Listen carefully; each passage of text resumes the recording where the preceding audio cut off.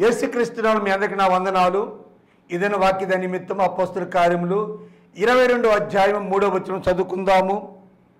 నేను కిలికియాలోని తార్సులో పుట్టిన యూదులను, అయితే ఈ పట్టణములు గమలీయేలు పాదముల యొద్ద పెరిగి మన పితరుల ధర్మశాస్త్ర సంబంధమగు నిష్ఠయందు శిక్షుడినై మీరందరూ నేడు ఉన్న ప్రకారము దేవుని గురించి ఆసక్తినై ఉండి.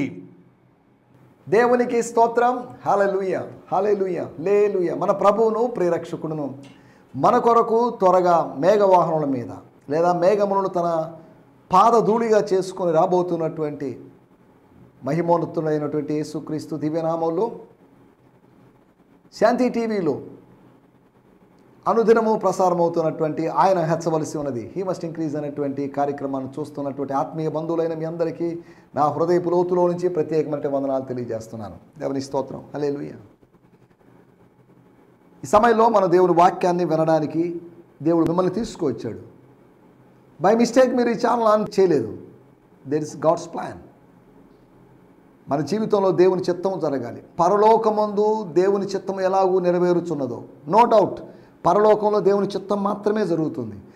కారణం ఏంటంటే 24 పెద్దలు, 4 జీవులు, అసంఖ్యాకమైన దూతగణం, తండ్రి అయిన దేవుడు, ఇక్కడ దేవుని చిత్తం మాత్రం తప్ప ఇక వేరొకటి జరిగే అవకాశం లేదు. ఏ విధంగా వాటికన్ సిటీలో పోప్ మాటే ఫైన్లో, అలాగే పరలోకంలో ఉదాహరణ అంటే దేవుణ్ణి పోపుగా పోలవడం లేదండి. మీకు అర్థం కావాలని ఒక చిన్న మాట అంతవరకే. ఎందుకంటే ఎక్కడెక్కడ ఈ యూట్యూబ్లో వచ్చిన తర్వాత ఏదో మధ్యలో ఒక మాటను తీసుకొని దాన్ని కట్ చేసి ఆయన అలా అన్నాడు అని చెప్పే అవకాశం ఉంది. ఈ మధ్యకాలంలో ఒక వీడియో చూస్తే ఒక పాస్టర్ గారు, పేరుగాంచిన పాస్టర్ గారు, ఒక మంచి దేవుజనుడు, యేసు ప్రభు కాపువాడు, కాపు కులస్తుడు అని మాట్లాడినట్టుగా ఆ వీడియోలో చూపించారు. వాస్తవంగా ఫుల్ వీడియోలో ఏముందంటే ప్రభువు దాన్ని కాపు కాయుచున్నాడు, కాస్తున్నాడు, ద్రాక్ష తోటను కాస్తున్నాడు, తన మందను కాస్తున్నాడు అనే ఉద్దేశంతో చెప్పాడు. కానీ వీళ్ళు దాన్ని కాపు కులస్తుడు, యేసు ప్రభు కాపు అని దాన్ని యేసు ప్రభువుని కులానికి పరిమితం చేసినట్లుగా ఆయన చెప్పినట్లుగా దాన్ని చిత్రీకరించారు. కాబట్టి ఈ రోజుల్లో, పాత రోజుల్లో ఎలా ప్రసంగం చేసినా సమస్య లేదు, కానీ ఈ రోజుల్లో చాలా జాగ్రత్తగా ప్రసంగం చేయకపోతే చిక్కుల్లో పడిపోతాం. ట్రోల్స్ ఎక్కువ అవుతాయి, మీమ్స్ ఎక్కువ అవుతాయి. కాబట్టి దేవుని సేవకులంగా మేము చాలా జాగ్రత్తగా బోధించాలి. అలా బోధించడానికి ప్రభు సాయం చేయనట్లుగా మీరు ప్రార్థించాలి. ఏదో ఒకటి చెప్పాము మళ్ళీ దీనికి కౌంటర్లు వేసి వాళ్ళు ప్రసంగం చేసి వీళ్ళు ప్రసంగం చేసి వాళ్ళు క్లిప్పులు పెట్టి లేకపోతే వాళ్ళు రీల్స్ చేసి వీళ్ళు రీల్స్ చేసి అటువంటివి లేకుండా కొద్ది జాగ్రత్తగా ఉన్నట్లుగా మన మధ్యలోనే ఇటువంటి గందరగోళాలు లేకపోతే అయోమయాలు లేకుండా ఉండనట్లుగా దేవుని సేవకులు ఎవరు బోధించినా జాగ్రత్తగా బోధించినట్లుగా ప్రార్థించాల్సిన అవసరం ఉంది అనే సంగతిని మీకు గుర్తు చేస్తున్నాను. ఎందుకంటే దేవుని సేవకుల్ని దేవుడు నడిపించాలి. వాళ్ళని దేవుడే, వాళ్ళ చేత దేవుడే పలికించాలి. వాళ్ళు పలికారనుకోండి సమస్యలు రావచ్చు, కానీ వాళ్ళు దేవుని చేత, దేవుని ఆత్మ చేత ప్రేరేపించబడి పలికితే పర్లేదు. దేవుని స్తోత్రం. రండి మనం ఈ సమయంలో చిన్న ప్రార్థన చేసుకుందాం. ప్రార్థన చేసుకునే కార్యక్రమంలో ముందుకు సాగుదాం. ఎందుకంటే ప్రార్థన ఎందుకు చేసుకుంటున్నామంటే ప్రభు యొక్క సహాయం కావాలి. నాకు వేరుగా ఉండి మీరేమీ చేయలేరు అని ప్రభు చెప్పాడు. ఏదో చేయాలనుకుంటాం, ఏది చేయలేము. ప్రభువును కాదనుకొని ప్రభు పునరుత్థానుడైన తర్వాత 8 రోజుల తర్వాత వాళ్ళు వెళ్ళి చేపలు పట్టడానికి వెళ్ళారు. వాళ్ళు అనుకున్నారు చేపలు పట్టడానికి వెళ్తున్నారు, ఈరోజు మంచి చేపలు దొరికి మంచి భోజనం దొరుకుతుంది. 3 రోజులుగా ఆయన చనిపోయాడు, బోధకుడు చనిపోయాడు, ఆ దుఃఖంలో ఉన్నాం, సరిగా తినలేదు, లేదా కొన్ని రోజులుగా సరిగా తినలేకపోతున్నాం, ఈ 9 రోజులుగా 8-9 రోజులుగా తినలేకపోతున్నాం, ఈరోజు ఎంజాయ్ చేద్దాం అనే ఉద్దేశంతో ప్రభు యొక్క అనుమతి లేకుండా వాళ్ళు అప్పటికీ ప్రభు శిష్యులే. ఇక మీకు నాకు శిష్యత్వానికి చెల్లుచీటి రాయబడింది కాబట్టి మీకు నాకు సంబంధం లేదు, మీరు వెళ్ళిపోండి, మీరు ఏమైనా చేయొచ్చని ప్రభు అనుమతి ఇవ్వలేదు. They were the disciples of Jesus Christ. అటువంటిప్పుడు గురువు యొక్క అనుమతి లేకుండా అడుగు ముందుకు వేయకూడని శిష్యులు ఇంకా ఆయన ఎక్కడ లేస్తాడండి? ఆయన లేయడం అబద్ధం, ఆయన కనిపించింది ఇవన్నీ ఒకటిదేనండి అన్నట్టుగా ఉన్నప్పుడు, వాళ్ళకి కనిపించినప్పటికీ కూడా వాళ్ళు నమ్మకుండా ఉన్నప్పుడు, అప్పటికే 2 సార్లు ప్రత్యక్షమైనప్పటికీ నమ్మకుండా ఉన్నప్పుడు, 3వసారి ఆయన లేకుండా ప్రభువా మేము చేపలు పట్టాలనుకుంటున్నాం, యువర్ విల్ ఆర్ నాట్, నీ చిత్తమా కాదా తెలియజేయమని అడగలేదు వాళ్ళు. ఒక ఆఫీస్కి వచ్చాం, మన టైం అయింది, వచ్చాం, తంబేసాం, ఇక మనం అక్కడి నుంచి బయటికి వెళ్ళాలంటే మధ్యలో ఆఫీస్ టైం అయిపోయింది, మనం వెళ్ళాం, దాన్ని ఓకే, దాన్ని ఎవరు కాదనలేరు. మధ్యలో ఎక్కడికైనా వెళ్ళాలంటే సార్ ఎక్స్క్యూజ్ మీ, నేను చిన్న పని ఉండి వెళ్ళేసి వస్తాను సార్, ఒక పర్మిషన్ ఇవ్వండి సార్, ఒక అరగంటలో వస్తాను అని పర్మిషన్ అని తీసుకుని వెళ్ళడం మర్యాద. శిష్యత్వంలో ఉండగానే గురువు గారి మీద ఆధారపడకుండా గురువును కాదనుకొని వెళ్ళారు. అనుభవాన్ని బట్టి ఈ మధ్య కాలంలో పట్టకపోయినప్పటికీ 3.5 సంవత్సరాలుగా అంతకుముందు ఉన్నటువంటి అనుభవాన్ని ఆధారంగా చేసుకొని ఏదో పట్టాలని ప్రయత్నం చేశారు. విస్తారమైన చేపలు దొరికేటువంటి గలలీలో ఒక్క చేప కూడా దొరకలేదు. ఇదేంటిది వాళ్ళకి అర్థం కాలేదు, ఎందుకు దొరకలేదు చేపలు. అకస్మాత్తుగా అప్పుడు ప్రభు ప్రత్యక్షమయ్యాడు. వేరే విషయాలు మనం వాటిలోకి అనలేదు. కాబట్టి ప్రభు యొక్క సహాయాన్ని కోరుకుందాం, చిన్న ప్రార్థన చేసుకుందాం. పరిశుద్ధమైన మా దేవ, నీతిమంతుడా, మహోన్నతుడా, మహాగణుడా, మిమ్మల్ని స్తుతిస్తున్నాం. ఈ సమయంలో నాయన అనారోగ్యంగా ఉన్నటువంటి మా ప్రియుల్ని మీ సన్నిధానానికి తెస్తున్నాం. పెద్దలు మీ దాసులు కిషోర్ కుమార్ సార్ గారి కొరకు ప్రార్థన చేస్తున్నాం. వారి యొక్క హిప్ జాయింట్ డిస్ప్లేస్ అయి ఉంటుండగా, వారికి ఆపరేషన్ జరిగి ఉంటుండగా వారిని మీరు దర్శించండి ప్రభువా. వారిని ప్రత్యేకంగా మీరు దర్శించండి, స్వస్థపరచండి. వారి దేహము మీ ఆలయము, ఈ ఆలయంలో ఎటువంటి బలహీనతలు ఉండడానికి వీల్లేదు. తండ్రి, మీ దాసుని మీ చేతుల్లో సమర్పిస్తూ, మీ దాసులు శీఘ్రముగా స్వస్థతను అనుభవించాలి, హాస్పిటల్ నుంచి డిశ్చార్జ్ అయ్యి రావాలి, మునుపట్లాగా మందిరానికి రావాలి, సాక్షిగా నిలబడాలి. మీ దాసుని అలా నిలబెట్టబోతున్నందుకు మీకు వందనం చేస్తున్నాం. అలాగే ప్రభువా, ఈ సమయంలో మీ దాసురాలు మా ప్రియ సోదరి పాస్టర్ అరవ ప్రభుదాస్ గారు, పాస్టర్ కిరణ్ గారు, వారి సతీమణి, అలాగా మీ దాసుడు బ్రదర్ షాలేం రాజు గారి తల్లిగారు సిస్టర్ సెలేనమ్మ గారి కొరకు ప్రార్థన చేస్తున్నాం. వారిని మీరు దర్శించండి, వారి యొక్క హార్ట్ ప్రాబ్లమ్ని మీరు సాల్వ్ చేయండి. ఆ బిడ్డను మీరు దర్శించమని అనుకుంటున్నాం. సంపూర్ణమైన స్వస్థతను మీరు అనుగ్రహించండి. ఆ బిడ్డ చక్కటి ట్రీట్మెంట్ పొందుకొని ఎటువంటి బలహీనత లేదు, ఇప్పుడు బాగుంది అనేటువంటి సాక్ష్యము ఆ బిడ్డ ద్వారా మేము వెనకలటో సాయం చేయమని అనుకుంటున్నాం. ఆ బిడ్డ జీవితంలో మీరు జరిగించబోతున్నటువంటి కార్యం కొరకే మీకు వందనం చేయిస్తున్నాం. యేసయ్యా, మీకు వందనాలు, మీకు వందనాలు చేయిస్తున్నాం. తండ్రి, ఇంకా మాకు తెలిసి తెలియకుండా ఎంతోమంది అనారోగ్యంతో ఉన్నారు, వారందరినీ మీరు దర్శించండి. యేసు నామములో వారికి సంపూర్ణమైన స్వస్థను అనుగ్రహించండి. నిన్ను స్వస్థపరిచి యెహోవా నేనని మీరు చెప్పారు కనుక మీ వాగ్దానాన్ని మేము విశ్వసిస్తున్నాం. ఎవరైనా సరే మీ సన్నిధానానికి మేము తెస్తున్నాం ప్రభా. మరి ముఖ్యంగా మా ప్రియ సోదరి వెంకన్నపురంలోని ప్రభువా నందకుమారి సిస్టర్ గారి కుమారుని కొరకు ప్రార్థన చేస్తున్నాం. ఆ బిడ్డ యొక్క కాళ్ళని మీరు తాకండి, ఆపరేషన్ లేకుండానే ఆ బిడ్డకి నార్మల్ అవుట్ సాయం చేయండి. నొప్పులు కానీ ఇతర బలహీనతల నుంచి మీరు తొలగించండి. ఎవరిన బిడ్డను మీరు దర్శించి మేలు చేయమని అడుగుంటూ తండ్రి, ఇంకా మా ప్రియులనే అనేక మంది ఉన్నారు, వారిని మీ చేతిలో సమర్పిస్తూ ప్రార్థించమని కొన్ని వారిని మీ సంధానానికి తెస్తూ, మా దేశ ప్రధానమంత్రి, మా రాష్ట్రాల ముఖ్యమంత్రులు, గవర్నర్లు, కలెక్టర్లు, ఎమ్మెల్యేలు, ఎంపీలు, మేయర్లు, వీళ్ళందరి కోసం మేము ప్రార్థన చేస్తున్నాం. ఈ దేశంలోనూ ఈ రాష్ట్రంలోనూ చక్కటి పాలన మీరు అనుగ్రహించండి, మీ కార్యము జరిగించండి. సంక్షేమం జరగాలి నాయన, అభివృద్ధి జరగాలి. అట్టి మీ కార్యాలు జరిగించబోతున్నది మీకు వందనం చేస్తున్నాం. మా మీద అధికారులుగా ఉన్నవాళ్ళు, నాయకులుగా ఉన్నవాళ్ళు ఎవరో మాకు అవసరం లేదు, కానీ పార్టీ ఏదో మాకు అవసరం లేదు, కానీ వారు ఎవరైనా సరే చక్కటి పరిపాలన జరిగించినట్లుగా వారికి మీ వివేకము కలిగినటువంటి హృదయాన్ని మీరు జ్ఞాని అయిన సొలొమోనుకు ఇచ్చినట్లుగా నాయకులైనటువంటి మీ దాసులకి మీరు అనుగ్రహించమని అడుగుంటూ, మా దేశం అభివృద్ధి చెందాలి, మా రాష్ట్రం అభివృద్ధి చెందాలి, మా జిల్లాలు అభివృద్ధి చెందాలి. మీరు అలా చేయబోతున్నందుకు మీకు వందనం చేయిస్తూ, శాంతి టీవీని, శాంతి టీవీ బృందాన్ని మీ చేతిలో సమర్పిస్తూ యేసు క్రీస్తు నామములోనే ప్రార్థించడుగుతున్నాం పరమ తండ్రి. ఆమేన్, ఆమేన్, ఆమేన్. దేవుని స్తోత్రం. మీ అందరికీ వందనాలు. ప్రార్థనలో ఏకీభవించినందుకు ప్రత్యేకమైన వందనాలు తెలియజేస్తున్నాను. నిన్నటి ఎపిసోడ్లో పాల్స్ డిఫెన్స్ చెప్పుకున్నటువంటి సమాధానం, పౌలు చెప్పుకున్నటువంటి సమాధానం ఒకటి తన నేపథ్యం గురించి చెప్పుకున్నాడని, అనగా తన బ్యాక్గ్రౌండ్ గురించి చెప్పుకున్నాడని. రెండోదిగా మనం చెప్పుకున్నాం, అతడు తన యొక్క మారనటువంటి తత్వం, తన కఠినత్వం, తన హార్డ్నెస్, తన యొక్క క్రూరత్వం, దయలేని స్థితి, తన కాఠిన్యాన్ని గురించి తాను చెప్పుకున్నాడని. తను అలా చెప్పుకోవడానికి సిగ్గుపడ్డాడని కాదు. అవునండి, నేను ఒకప్పుడు అలా ఉన్నాను, దట్స్ రాంగ్, అది మంచి స్వభావం ఏం కాదు, అయినప్పటికీ ఏం చేద్దాం చెప్పండి అని తాను తన స్థితిని ఒప్పుకున్నట్లుగా. దాన్ని బట్టి నేను అలా ఉన్నాను, రౌడీగా ఉన్నాను, హింసకుడిగా ఉన్నాను అని అతిశయించాడని కాదు. కొంతమంది నేను ఎవరినో తెలుసా, ఇంతకుముందు పెద్ద రౌడీనండి, గుండానండి అతిశయిస్తుంటారు. కాదు, అతిశయించడానికి ఏమీ లేదు. వాంతి చేసుకున్న దాని గురించి మనం అతిశయించడంలో ఏముంది? దాంట్లో ఏముంటే మనకెందుకు? దాన్ని కక్కేసాం, వదిలేసాం, దాన్ని కక్కేసిన దాన్ని కప్పేసాం, అంతవరకే. కక్కేసిన దాన్ని ఇంకా కప్పేసుకోకుండా దాన్ని చూసుకుంటూ కూర్చోవడంలో ఎటువంటి అర్థం ఉంది? కానీ నా మాటలు వింటున్నట్టు దేవుని బిడ్డలారా, అపోస్తలుడైన పౌలు రెండోదిగా ఆయన తన యొక్క కఠినత్వాన్ని గురించి, ఇశ్రాయేలు ప్రజలకి కొంత మటుకు హృదయ కాఠిన్యము కలిగింది, ఫరోకి హృదయ కాఠిన్యము కలిగినట్లుగా ప్రజలకి కాఠిన్యం కలగడం సహజమే, భ్రమలు కలగడం సహజమే, లేకపోతే ఒప్పించబడని స్థితి సహజమే, పూర్వ స్థితి అది. కానీ ఇప్పుడు పరిశుద్ధాత్మ చేత మనం ఒప్పించబడుతున్నాం, మనం మెత్తన చేయబడ్డాం.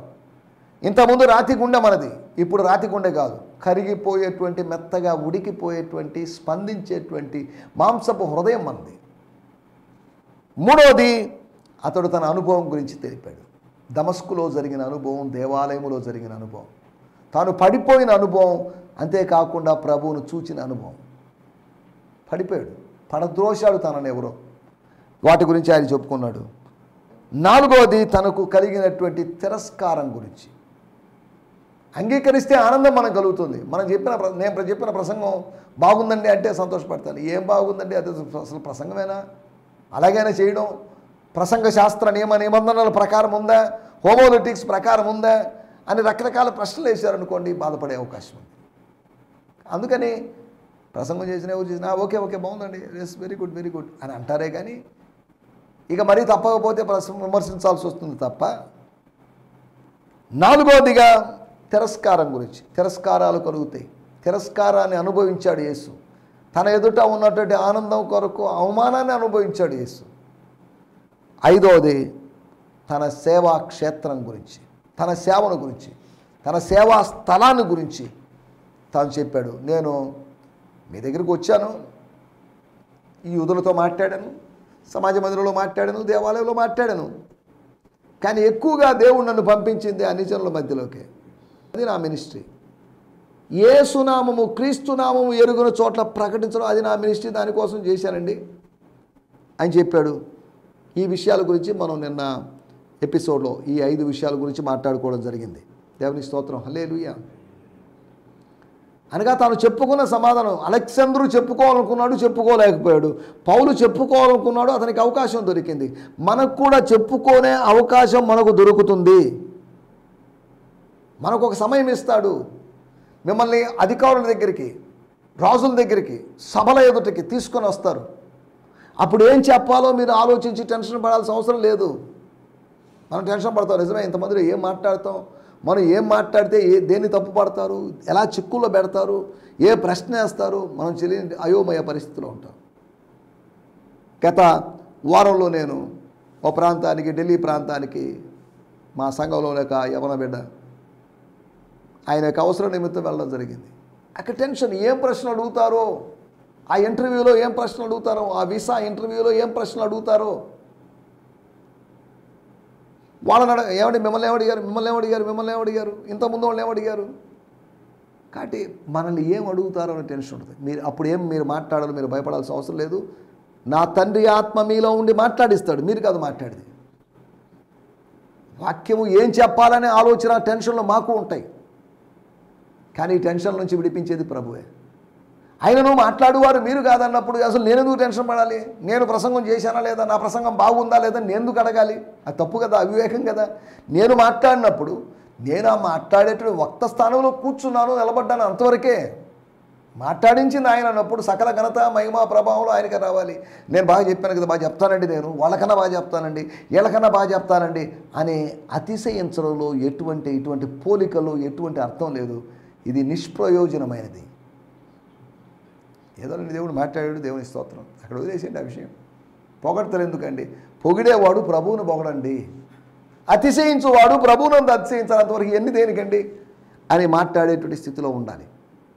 దేవుని స్తోత్రం, హల్లెలూయా.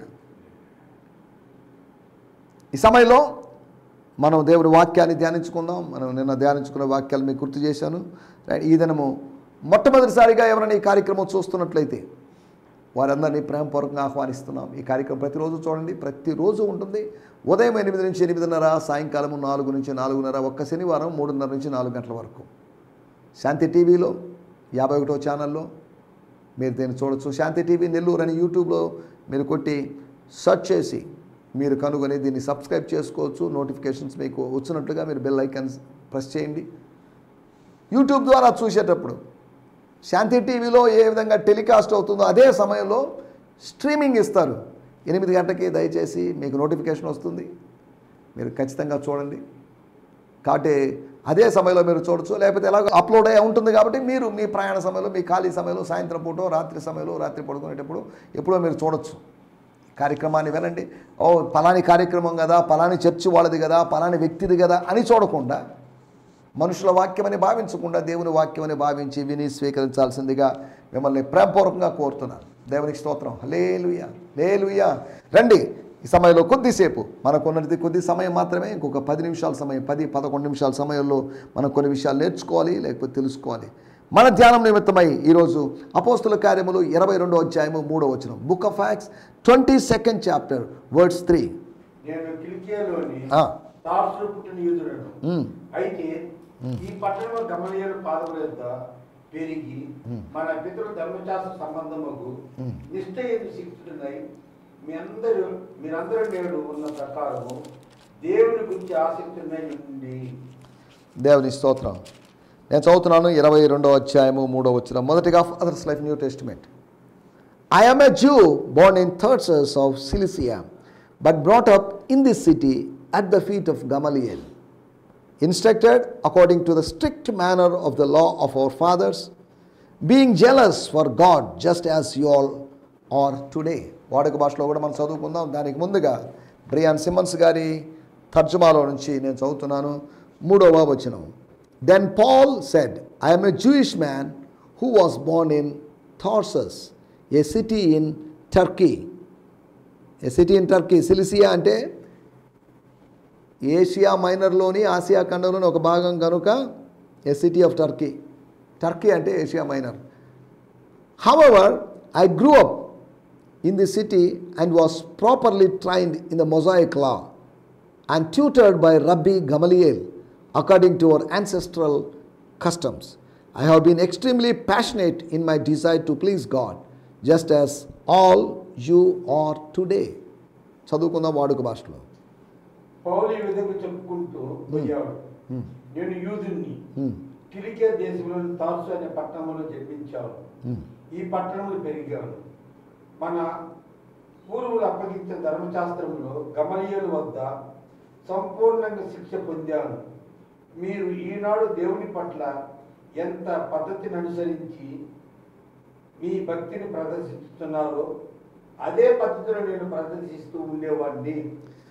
పాల్ సెడ్, అప్పుడు పాల్ చెప్పాడు, తనకు అవకాశం దొరికినప్పుడు తన గొంతు సవరించుకొని, క్రీస్తునందున్న ప్రియ సహోదరి సహోదరులారా, లేకపోతే తండ్రులారా, సహోదరులారా, తండ్రి లాంటి వాళ్ళారా, పిదాకమ్మారా ఎవరే అనగా మలయాళంలో చెప్పండి మాట, అనగా తండ్రులారా అని కాదు, తండ్రి లాంటి వారలారా, తండ్రులైన వారలారా అని అర్థం. మీరు పెద్దవాళ్ళు కనుక మిమ్మల్ని తండ్రులాగా భావిస్తున్నాను. సహోదరులు అంటే నా తోటోడు, నా వయసోడు, నాకన్నా చిన్నవాళ్ళు కావచ్చు. అందరిని ఉద్దేశించి, అక్కడున్న వాళ్ళందరినీ ఉద్దేశించి, అక్కడున్న వాళ్ళని అలాగా డివైడ్ చేసి ఆయన మాట్లాడాడు. Then Paul said, I'm a Jewish man. Sir, మీరు ఇందాక ఏదో ఈజిప్షియన్ అన్నారు, రెబలియస్ ఈజిప్షియన్ అన్నారు, ఈజిప్షియన్ ఫెనాటిక్ అన్నారు. సారీ సార్, అవన్నీ కాదండి. ఐఎమ్ ఏ జూయిష్ మ్యాన్, యూదున్నే, కానీ తార్సులో పుట్టాను. టర్కీ ప్రాంతంలోని, ఏషియా మైనర్లోని తార్సులో పుట్టినవాడిని. తార్సు గురించి ఎవరు పరిచయం చేయాల్సిన అవసరం లేదు, అప్పట్లో ఒక యూనివర్సిటీ అవి ఉన్నాయని చరిత్ర చెప్తుంది. హవెవర్, ఏదేమన్నప్పటికీ నేను ఎక్కడ పుట్టాను ఏంటంటే పక్కన పెట్టినా, I grew up in the city, ఈ పట్టణంలోనే, తార్సు పట్టణంలోనే నేను పెరిగాను. And was properly trained. దేవుని ధర్మశాస్త్రంలో, మోషే యొక్క ధర్మశాస్త్రంలో చక్కగా శిక్షణ పొందాను నేను. ట్రైనింగ్ ఉంది నాకు థియోలాజికల్ సర్టిఫికేట్స్ ఉన్నాయి, థియోలాజికల్ ట్రైనింగ్ ఉంది. అనగా నాకేదో బ్యాచిలర్స్ డిగ్రీ ఉంది, లేకపోతే నాకు పీజీ డిగ్రీ, మాస్టర్స్ డిగ్రీ ఏదో ఉంది అన్నట్టుగా చెప్పుకుంటున్నాడు. లేకపోతే నాకేదో డిప్లొమా ఉంది, లేకపోతే నాకేదో డిగ్రీ ఉంది అన్నట్టుగా. అండ్ ట్యూటర్డ్ బై మన గమలియల్ సార్ ఉన్నారు కదా, ప్రఖ్యాతిగాంచినటువంటి రబ్బీ అయినటువంటి బోధకుడు అయినటువంటి గమలియల్ సార్ దగ్గర నేను నేర్చుకున్నాను. ఆయనే మా గురువు. నా ధర్మశాస్త్ర విషయంలో ఆత్మీయ తండ్రి లాంటి వాడు. అకార్డింగ్ టు అవర్ యాన్సెస్ట్రల్, మన పూర్వీకుల మన పితరుల యొక్క ఆచారాలు మనం దాన్ని కొనసాగిస్తూ వస్తున్నాం. ఆ ప్రకారం నేను వాటన్నిటిలో బాగా ఆసక్తి కలిగి ఉన్నాను. మీరు ఎంత ఆసక్తి కలిగి ఉన్నారు, ఇప్పుడు ఎంత ఆసక్తి కలిగి ఉన్నారు, నేను అలాగే ఆసక్తి కలిగి ఉన్నాను. మీలో ఒకడిని కాబట్టి మీలాంటి వాడుగా ఉన్నాను, కాకపోతే ఇప్పుడు మీకన్నా భిన్నంగా మారాను, మీకు విరోధినయ్యాను అని చెప్పడమే పౌలు యొక్క వాదన యొక్క ఉద్దేశం. ఆయన చెప్తున్నట్టు మాట, గమలియేలు పాదముల యొద్ద పెరిగి మన పితరుల ధర్మశాస్త్ర సంబంధము నిష్ఠ యందు శిక్షితుడనై నేను పెరిగాను. ఆ పెరుగుతుండగా శిక్షణ పొందాను. I was trained. శిక్షించబడ్డానని కాదు, ఐ వాస్ ట్రైన్డ్. మాకు ట్రైనింగ్ ఇచ్చిన సార్ పేరు, ఆ ఇన్స్ట్రక్టర్ పేరు గమలియల్ సార్. నేను నేర్చుకున్నాను అని చెప్పాడు. ఇక మా గురువు గారి దగ్గర నేను నేర్చుకున్నాను, పాఠం నేర్చుకున్నాను, ఈ విద్య నేర్చుకున్నాను, ఆత్మీయ విద్య నేర్చుకున్నాను. మనం నేర్చుకోవాలి, జీవితంలో ఏదోటి నేర్చుకోవాలి, ఆత్మ సంబంధమైన సంగతులు నేర్చుకోవాలి. ఏ ఫీల్డ్ అయినప్పటికీ కూడా మనం నేర్చుకోవాల్సిన వాళ్ళమే. లెర్నర్స్, నేర్చుకోవాల్సిన వాళ్ళం. బిగినర్స్ అనేవాళ్ళు ఎప్పుడు లెర్నర్స్గా ఉండాలి. ఆరంభించేవాళ్ళు నేర్చుకునేవాళ్ళుగా ఉండాలి. వీటి గురించి 4-5 విషయాలు మీకు త్వరగా జ్ఞాపకం. నేర్చుకోవడం, ఎవరి దగ్గర నేర్చుకోవాలి, ఎలా నేర్చుకోవాలి అనే దాని గురించి మొట్టమొదటి మాట పౌలు, మన మూలవాక్యం మీద కనుక చూడాల్సిన అవసరం లేదు, పౌలు గమలియేలు దగ్గర నేర్చుకున్నాడు. ఒక పౌలు ఉన్నప్పుడు ఒక గమలియేలు ఉంటాడు, ఒక గురువు ఉన్నప్పుడు ఒక శిష్యుడు ఉంటాడు. ఒక శిష్యుడు అంటే ఒక శిష్యుడేనే కాదు, ఒక గురువు అంటే ఒక గురువు అనే కాదు. గురువులు ఉన్న చోట శిష్యులు ఉంటారు, శిష్యత్వ వ్యవస్థ కొనసాగుతుంది. రెండో విషయాన్ని నేను మీకు జ్ఞాపకం చేస్తాను. అపోస్తుల కార్యములు 7వ అధ్యాయము 22వ వచనంలో మనం గమనించినట్లయితే మోసెస్ను గురించి, నత్తివాడైనటువంటి మోషే అనబడినటువంటి ఆ వ్యక్తిని గురించి రాయబడిన మాటలు అపోస్తుల కార్యములు 7వ అధ్యాయము 22వ వచనం. మోషే ఐగుప్తు సకల విద్యలను అభ్యసించి మాటల యందును కార్యముల యందును ప్రవీణుడై ఉండెను. మోషే సకల విద్యలను అభ్యసించి, కొన్ని విద్య స్వల్ప విద్యలని కాదు, అన్ని విద్యలను, చాలా విద్యలను, అనేక విద్యలను అభ్యసించి మాటల యందును కార్యముల యందును ప్రవీణుడయ్యాడు, ప్రావీణ్యం గడించాడు. మోషే ఐగుప్తు దేశంలో ఉండి పెరిగాడు. ఆ పెరుగుదలలో భాగంగా చదువు లేనివాడుగా పెరగలేదు, పామరుడుగా పెరగలేదు, ఒక పండితుడిగా పెరిగాడు. అంతఃపురములో ఉన్నవాడు సామాన్యుడిగా ఉండడానికి వీల్లేదు, అంతఃపురములో ఉన్నవాడు అసామాన్యుడిగా, అసాధారణమైన వ్యక్తిగా, ఎక్స్ట్రాడినరీ పర్సన్గా ఉండాలి. అక్కడ రాయబడిన మాట, మాటల యందును కార్యముల యందును మాటల యందు ప్రవీణుడై ఉన్నాడు. మాటల పొట్టగా ఉన్నాడు, వాక్చాతుర్యం కలిగిన వాడు వాక్చాతుర్యము లేనివాడు అని అందరూ అనుకున్నారు, నత్తివాడు అనుకున్నారు, అయ్యో అని అనుకున్నారు. కానీ మేనరికపు వివాహం వలన అలా నత్తి వచ్చిందేమో అనుకోండొచ్చు. కారణం ఏంటంటే అమ్రాము తన మేనత్త అయినటువంటి యొక్కెబేదును వివాహం చేసుకున్నాడని నిర్గమకాండం 6వ అధ్యాయంలో చూస్తున్నాం.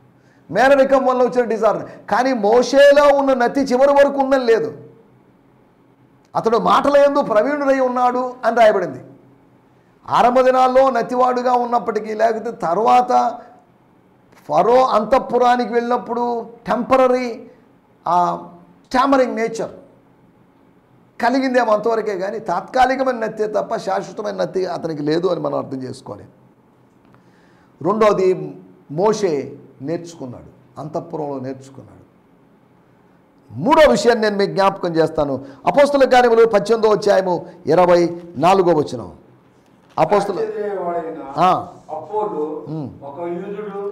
అపోలో అనేటువంటి ఒక యూదుడు ఎఫెసీ పట్టణానికి వచ్చాడు. దేవుని స్తోత్రం, హల్లెలూయా. అతని గురించి రాయబడిన మాట, అపోలో గురించి, లేఖనముల యందు, ధర్మశాస్త్రములో ధర్మశాస్త్రంలో మోషే యొక్క గ్రంథములోను, ప్రవక్తల పుస్తకాల్లోను, కీర్తన గ్రంథంలో ప్రవీణుడు, ఓల్డ్ టెస్ట్మెంట్లో ప్రావీణ్యం సంబంధించిన వాడు. ఒక స్కాలర్ని గురించి రాయబడింది. Moses was a scholar, Paul was a scholar, Apollo was a scholar. ముగ్గురు విద్యాధికులైనటు వారిని, నేర్చుకున్న వారిని, నేర్చుకోవడానికి సంవత్సరాలు గడిపిన వారిని. 4వ విషయాన్ని నేను మీకు జ్ఞాపకం చేస్తాను. ఫిలిప్పీ పత్రిక 4వ అధ్యాయము 9వ వచనంలో రాయబడింది. అపోస్తలుడైన పౌలు ఫిలిప్పీ సంఘము, యూరోప్లోని ఫిలిపియన్ సంఘం ఉద్దేశించి చెప్తున్నాడు. ఫిలిప్పీ సంఘమా, 4వ అధ్యాయము 9వ వచనం. మీరు నా వలన ఏవి నేర్చుకుంటారో, నా ఎందునట్టుగా ఏవి వింటురో, ఏవి చూచితురో అట్టి వాటిని చేయుడి. 4 విషయాలు చెప్తున్నాడు. నా వద్ద మీరు నేర్చుకున్నారు, 2వది అంగీకరించారు, 3వది చూచారు, మీరు విన్నారు. 4 విషయాలు ఒక గురువు దగ్గర నుంచి చూడడం, వినడం, నేర్చుకోవడం, అంగీకరించడం. మొట్టమొదటి మాట నేర్చుకున్నారు. ఫిలిప్పీ సంఘస్థులు పౌలు దగ్గర నేర్చుకున్నారు. పౌలు దగ్గర ఆత్మీయ సత్యాలు నేర్చుకున్నారు. కాబట్టి కృతజ్ఞత కలిగి పౌలు జైల్లో ఉన్నప్పటికీ కూడా ఆయనకి గిఫ్ట్లు ఇచ్చినట్లుగా, బెస్ట్ గిఫ్ట్లు ఇచ్చినట్టుగా మనం చూస్తున్నాం. 1 తెస్సలోనిక పత్రిక 4వ అధ్యాయం 2వ వచనంలో మనం గమనిస్తే అపోస్తలుడైన పౌలు తెస్సలోనిక పట్టణ ప్రజలను ఉద్దేశించి, విశ్వాసులను ఉద్దేశించి, సంఘ విశ్వాసులను ఉద్దేశించి, అనగా ఫిలిప్పీ సంఘ విశ్వాసులను ఉద్దేశించి, తెస్సలోనిక సంఘ విశ్వాసులను ఉద్దేశించి ఆయన అంటున్నాడు, యు లెర్న్ ఫ్రమ్ మీ. మేము ప్రభువైన యేసుక్రీస్తు ద్వారా మీకు ఇచ్చిన ఆజ్ఞలను మీరు ఎరుగుదురు కాగా, మీరు ఎలాగో నడుచుకుని దేవుడు సంతోషపరచవలెను మా వలన నేర్చుకుని. మా వలన, నా వలన అని కాదు, చాలండి, నా వలన అని కాకుండా మా వలన అని చెప్పాడు. ఫిలిప్పీ పత్రికలో వచ్చేసరికి నా వలన అన్నాడు. ఏదేమైనప్పటికీ 2 సంఘాల వాళ్ళు, ఆది సంఘములో 1వ శతాబ్దంలోని సంఘాల వాళ్ళు పౌలు దగ్గర నేర్చుకున్నారు. అలాగైతే మనం ఎవరి దగ్గర నేర్చుకోవాలి ఏంటి అనే దాని గురించి ఆలోచిస్తాం. ఒక మాట చెప్పి నేను ముగించేస్తాను.